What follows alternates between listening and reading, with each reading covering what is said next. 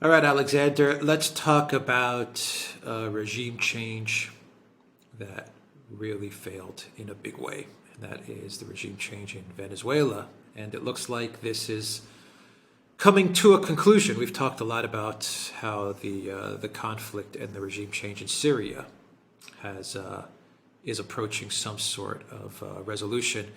It looks like the attempted regime change in Venezuela is uh, is coming to an end with the president, the recognized president of the neocons, Juan Guaido,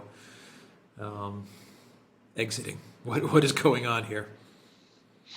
Yeah, this is an extraordinary, really bizarre story because, of course, I can remember when Guaido was proclaimed president of Venezuela and recognized as such by the United States and recognized as such by the British government and by all sorts of Western governments.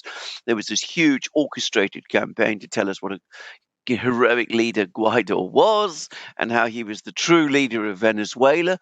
And now that that whole thing has finally collapsed, and it has collapsed because even the Venezuelan opposition has now withdrawn its support from Guaido, and he has been formally ousted from the leadership of the opposition and the presidency of Venezuela. So he's now once again, to all intents and purposes, a private citizen.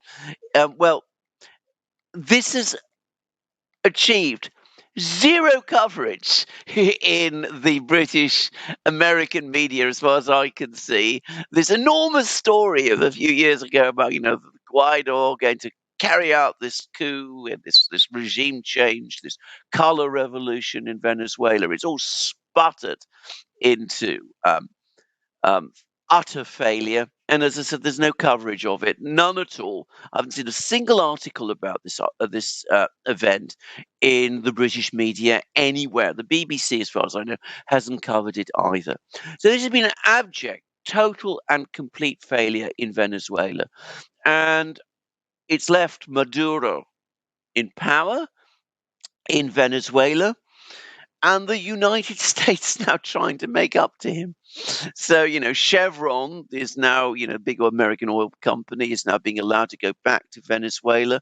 It's to try and get oil production there rising because the US needs Venezuela's oil because obviously Russian oil isn't available to such an extent. Except, of course, it seems most Venezuelan oil, which is being produced at the moment, is going to China, but that's another story. But this is a complete utter failure. It is a total debacle. It is a complete failure, another failure by the neocons, the government that they tried to overthrow in Venezuela, a government which, let's be frank about it, presided over a massive inflationary crisis in Venezuela, huge stresses in the economy, a government which, in some respects, you might have expected would be ripe for overthrow, is managed to survive. The neocons have failed. They do what they always do. When one of their projects fail, they pretend it hasn't happened and they move on. What went wrong with this Guaido thing? What was Right. the thing that derailed it? Well, there's two things that happened. Firstly, I mean, it was absolutely transparently obvious that the Guaido thing was being orchestrated from the United States. And I think that consolidated Venezuelan society, a large part of Venezuelan society behind the Maduro government. I think people said to themselves, well, look, we may have our criticisms of Maduro, but at least he's Venezuelan. And whereas Guaido is simply a neo colonial globalist neocon project run from Washington. So I think that consolidated support for Guaido, sorry, for Maduro, and it consolidated the support of the military behind Maduro. So that was one thing. But the other thing was, and this is a common pattern with the neocons now, the whole operation was so incompetently managed. I mean, they picked Guaido, who was an insignificant and most unlikely figure. They didn't build up a core of support within Venezuela. Once upon a time, in the 1950s and 60s and 70s, the intelligence agencies, the deep state in the US, knew how to carry out these operations, and they did so very effectively in countries like Venezuela.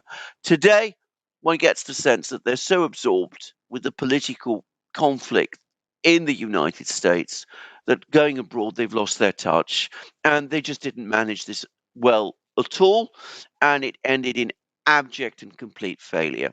Now, I'm going to say something. This whole affair puts Britain and the British government in a very difficult position because, of course, the British authorities confiscated Venezuela's gold reserves held in London.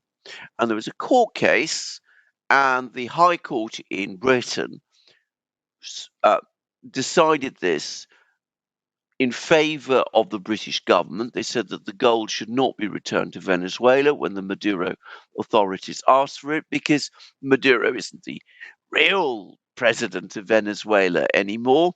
Guaido is. The British government has recognized Guaido. Now that Guaido has gone, what do the British do? Do they give the gold back to Venezuela?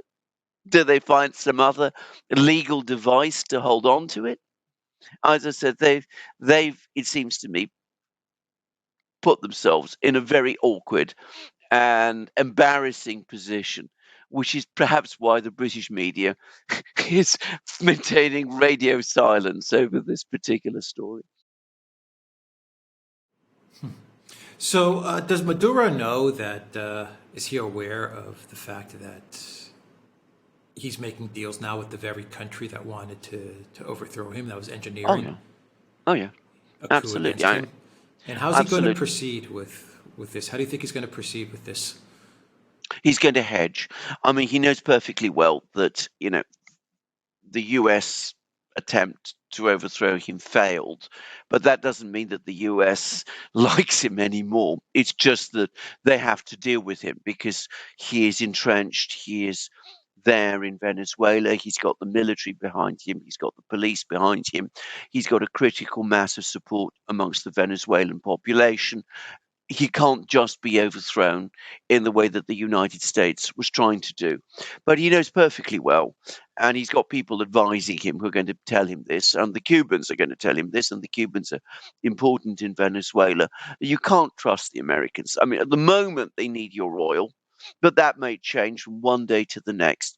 So cut whatever deals you can because it's in your interest. You get foreign exchange, you insure yourself to some extent against another attempt in the short term by the US to overthrow you. But hedge, make sure that you stick with your traditional allies, the Chinese and the Russians, who backed you through thick and thin.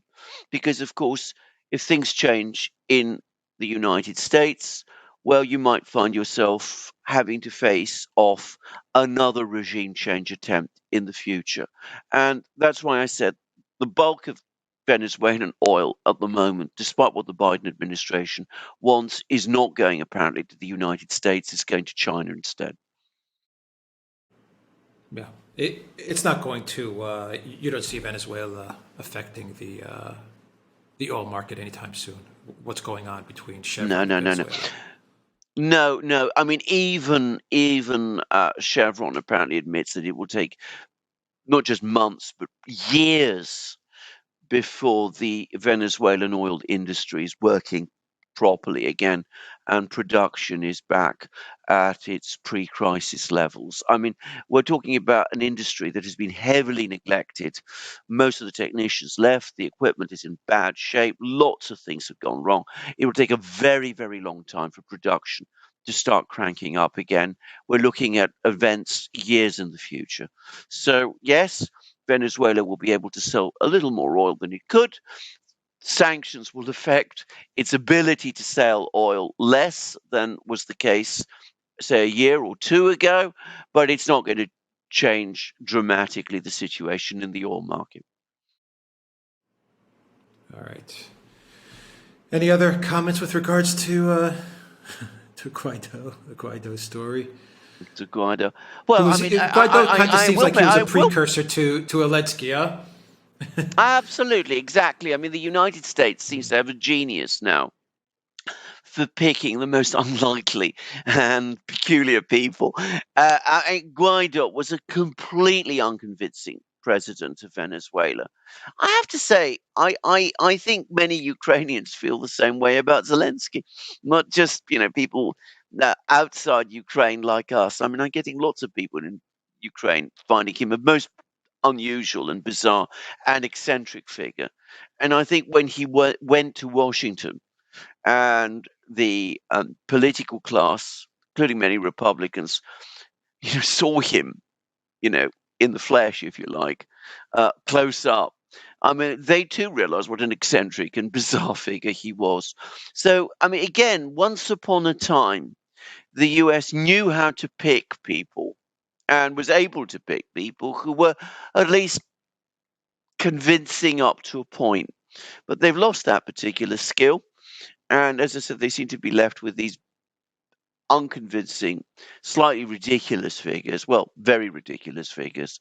And in Guaido's case, I mean, he's, I'm sure, going to vanish into obscurity now because, I mean, he's not going to be any political force in Venezuela in the future. Seems the Venezuelan opposition is now trying to reconcile with Maduro, which is quite a big change. And I have to say this also, Maduro himself, I mean, I said why this failed.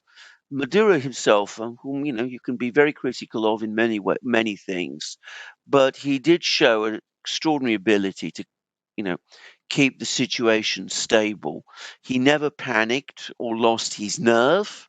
He held his support solid, and now things are moving his way. So it looks like he's going to be president of Venezuela for a long time.